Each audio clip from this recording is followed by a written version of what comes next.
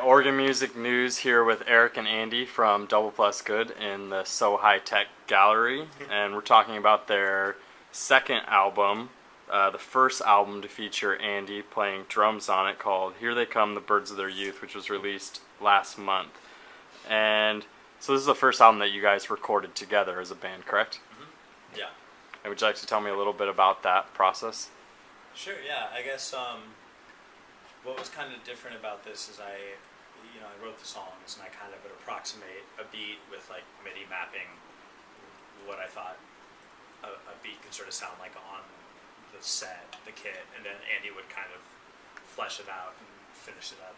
There were a few times where I really didn't know if what I programmed was like right. I tried to kind of like be like, well, there's 3 notes playing at one time, and Andy can, I think, only do. Yeah, to be fair, there's a lot of times where I listened to the beats he programmed, and I was like, I don't know. Yeah, totally. So I mean, that was the true collaborative part of it, was on the drum beats, because there was just so much that I don't really know about the set or what you can physically actually accomplish on the drums. So yeah, I guess I would kind of come with most of the production done, and then kind of show it to Andy.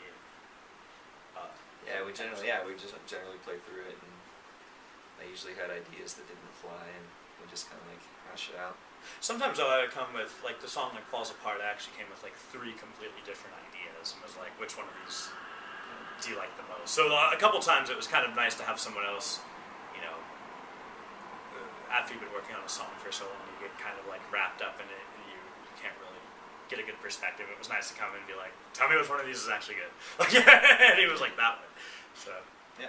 So Erik, you were writing a lot of these songs, and I know that you were inspired by Beach Boys pop melodies from the 60s, and then I know that the two of you were also interested in Phil Spector's recording techniques, and they were both inspirations for how you wrote and recorded this album. Can you tell us how these artists and that era influenced the recording of this album?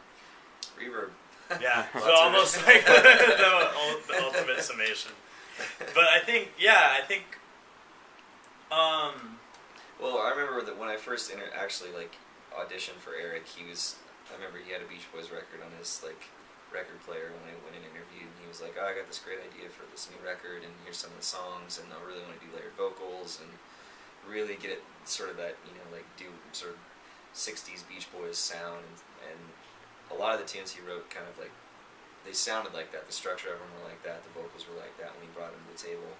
And we recorded the record almost all ourselves, and we were trying to figure out where we were going to record it, how we were going to get the sound we wanted, and it just so happened we found a space that had great like acoustic properties, so we just set everything up down there and recorded in a big like bomb shelter basement with natural reverb, and yeah, that's how it came about. Yeah.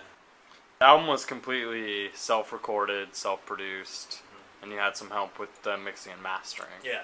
And then you released on your own record label, SoHiTek Records, right, Erik?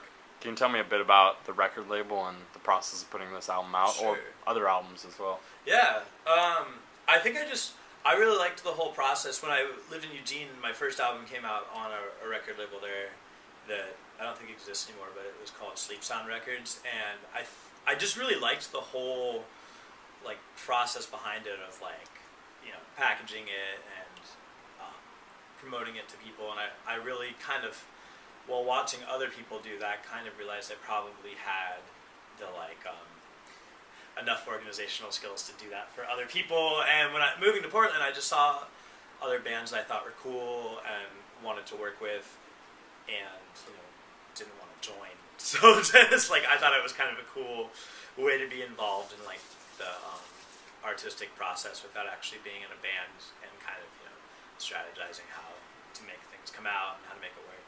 But I think for this album it was cool to do it just because this is the best result we've had as a release as DoublePlusGood so far. I mean, people have been pretty nice about it and expect it to play. So and in the past it's cool because I've got to see that happen for other bands like Hosanna's and for like Pegasus Stream, Pocket Knife. It's cool to see them kind of get these really big like write-ups and stuff, and it was kind of nice for that to finally happen to our band too. What kind of success have you had with the new album so far? It's ended up getting played a lot on all the college stations along the West Coast, which has been pretty unexpected because I feel like a lot of times when I send other albums to radio stations, it's been hard getting a hold of music directors or hard getting people to return emails. And this was the first time that we didn't have to do much follow up. A lot of stuff actually came to us, so that was kind of a more telling sign that something went right. You know? Yeah.